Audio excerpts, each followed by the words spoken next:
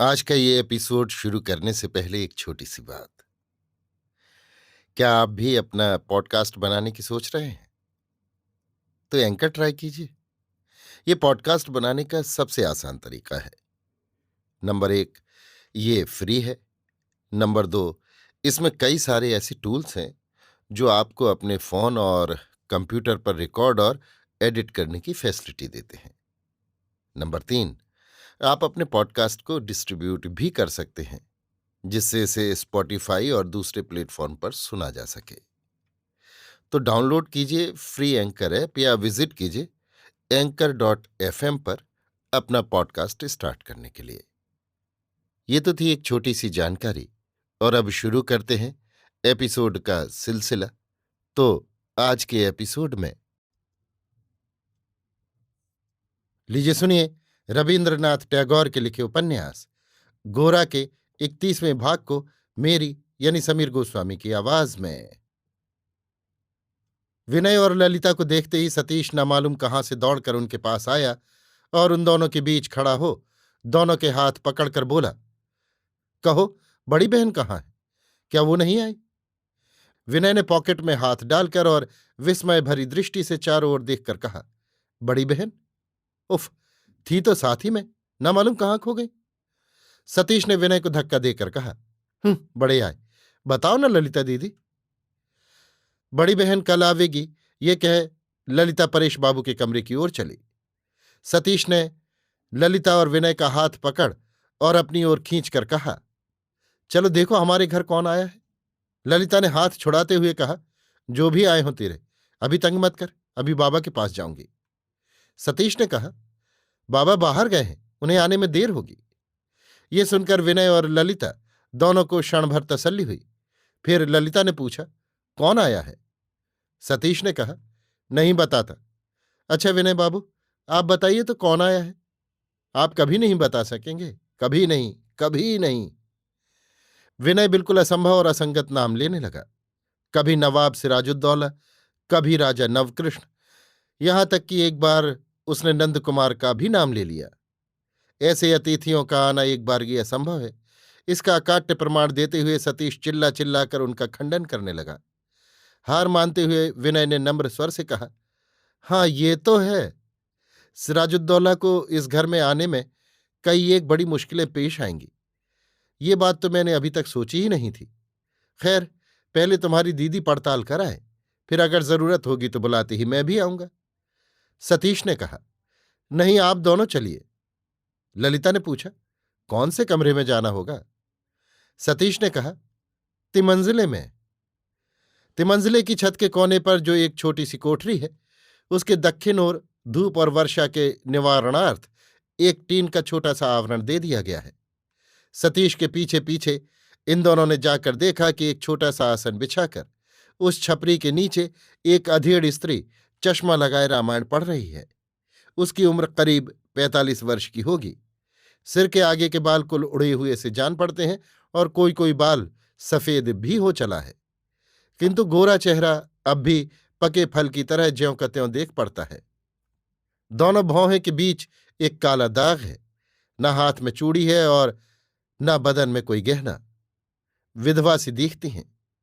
पहले ललिता पर दृष्टि पड़ते ही उसने झट चश्मा खोल पुस्तक को एक ओर रख बड़ी उत्सुकता के साथ उसके मुंह की ओर देखा। इसी क्षण उसके पीछे विनय को देखकर वो झट उठ खड़ी हुई और घूंघट बढ़ाकर भीतर जाना चाहा। सतीश झट दौड़कर उससे लिपट गया और बोला, मौसी तुम क्यों भागती हो? ये मेरी ललिता बहन है और ये विनय बाबू हैं। बड़ी बहन कल आवेगी।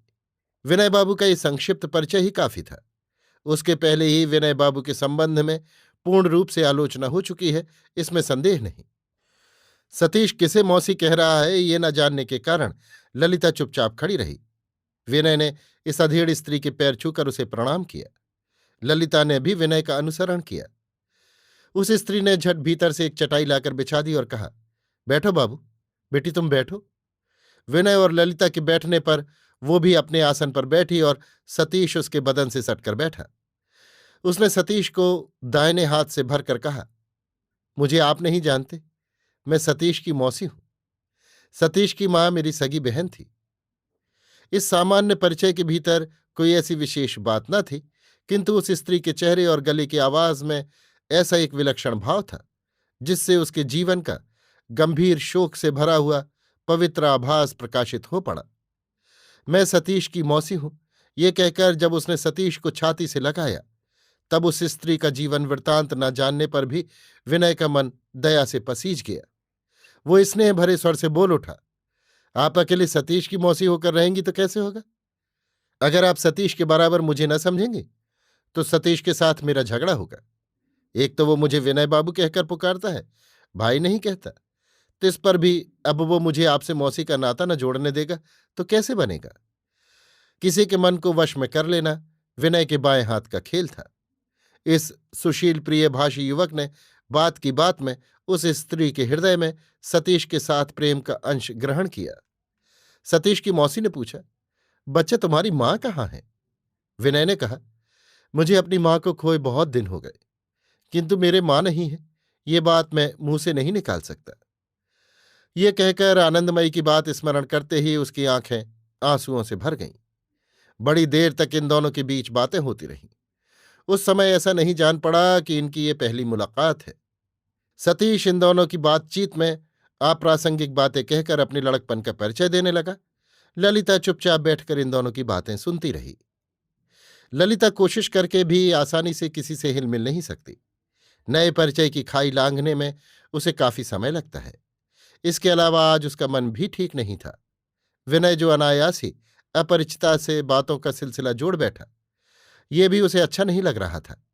ललिता जिस संकट में पड़ी हुई है, विनय उसकी गुरुता न समझकर ही ऐसा निश्चिंत हो रहा है, ये सोचकर वो मन ही मन विनय को ओछा कहकर कोसने लगी। लेकिन गंभीर चेहरा बनाकर चुपचाप उदास बैठे रहने से ही विनय को ललिता के असंतोष से छुटकारा मिल जाता, ये भी बात नहीं थी।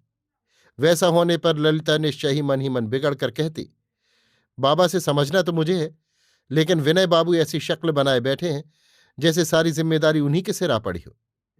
असल बात यह थी कि कल रात को जो आघात संगीत जगा गया था, आज दिन के समय उससे केवल व्यथा जागती थी। कुछ भी ठीक नहीं लग रहा था। इसीलिए आज ललिता पग पग पर विजय से मन ही मन लड़ती जा रही है। विनय के किसी व्यवहार से वो झगड़ा सुलझता नहीं। कहाँ इसकी जड़ है जहां सुधार होने से वो दूर होगा, ये अंतर्यामी ही जानते हैं। हाय रे, हृदय तक ही जिनका संसार सीमित है, उस नारी जाति के व्यवहार को युक्ति विरुद्ध कहकर दोष देने से क्या लाभ? आरंभ से ही ठीक स्थान पर उसकी प्रतिष्ठा हो जाए, तब तो हृदय ऐसी सहज सुंदर गति से चलता है कि युक्ति तर्क को हार मानकर उसके सामने सिर झुकाना पड़ता है। किंतु वैसे ही आरंभ में लेश मात्र भी विपर्यय हो जाने से ये बुद्धि के वश की बात नहीं रहती कि उसे सुधार दे। फिर राग विहाग हंसी क्रंदन किसी भी बात में क्या होने से क्या असर होता है, इसका हिसाब चाहना व्यर्थ हो जाता है। इधर विनय का हृदय यंत्र भी कुछ विशेष स्वाभाविक गति से नहीं चल रहा था। उसकी अवस्था अगर बिल्कुल पहले जैसी होती तो वो इसी क्षण दौड़ा हुआ आनंदमयी के पास जाता। गोरा की जेल की सजा की खबर विनय के सिवा और कौन मां को दे सकता है? उसके सिवा मां के पास सांत्वना देने के लिए और है भी क्या?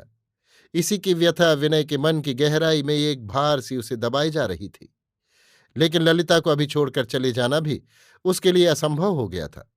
सारे संसार के विरुद्ध आज वही ललिता का रक्षक है।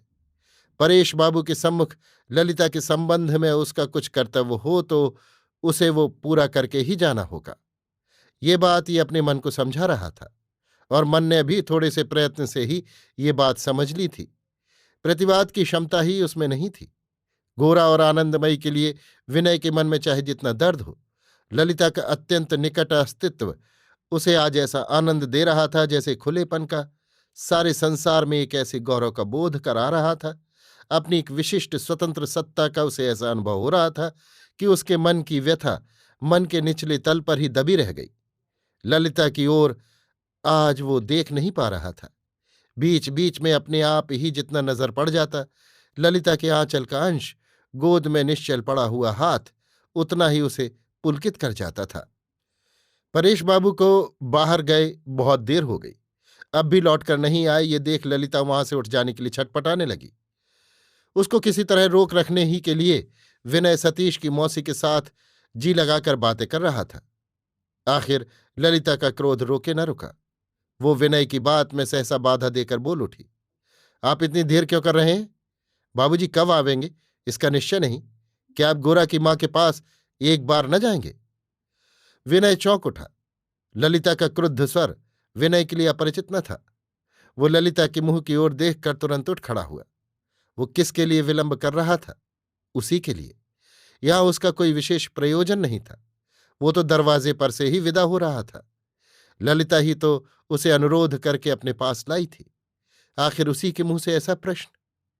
विनय इस प्रकार एकाएक आसन छोड़ उठ खड़ा हुआ कि ललिता अचंभे के साथ उसकी ओर देखने लगी। उसने देखा, विनय के मुंह की स्वाभाविक प्रसन्नता एकदम लुप्त हो गई, जैसे फूंक मारने से चिराग बुझ जाता है। विनय का ऐसा म्लान मुख और उसके भाव का ऐसा परिवर्तन ललिता ने और कभी नहीं देखा था। उसके विनय की ओर देखते ही तीखा अनुपात एक कोड़े की मार से बार बार उसके हृदय को सालने लगा। सतीश झट खड़ा हो गया और विनय का हाथ पकड़ सिर हिलाकर विनती भरे स्वर में बोला, विनय बाबू बैठिए, अभी मत जाइएगा। फिर मौसी की ओर देखकर उसने कहा, विनय बाबू से जलपान करने को कहो। ललिता बहन विनय बाबू को क्यों जाने देती हैं? विनय ने कहा, भाई सतीश आज माफ करो। अगर मौसी चाहेंगी तो मैं और किसी दिन आकर प्रसाद पाऊंगा। आज देर हो गई है। विचार से बात कुछ विशेष नहीं, किंतु विनय के कंठ स्वर में ममता का भाव भरा था। उसकी करुणा और उसके मन के भाव को सतीश की मौसी समझ गई।